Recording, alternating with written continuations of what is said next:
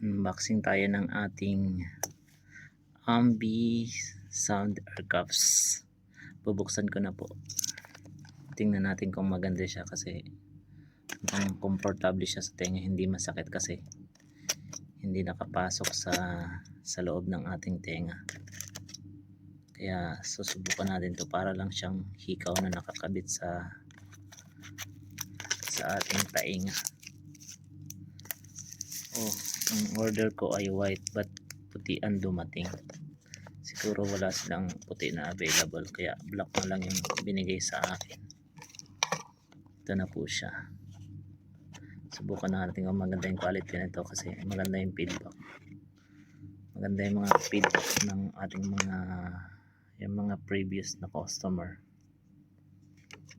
Siguro itong laman niya. Ito bago.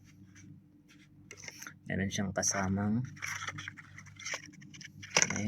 siyang manual kung paano gamitin. Chinese, meron ding English. Hindi na natin at saka meron siyang kasamang charger. No, ano lang pala, hindi pala charger, yung USB cable. Magandang cable niya, kulay black, type C yung kanyang cable. Kung saan ang iPhone ngayon ay type C na rin ang ginagamit, kaya maganda. Ito siya.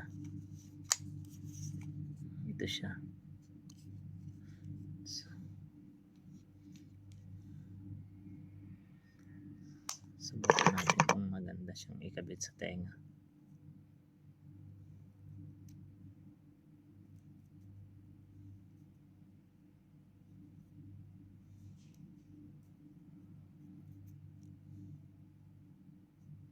Paano ba ito ikabit? Saan ba yung malaki? Connect na muna natin sa ating Bluetooth.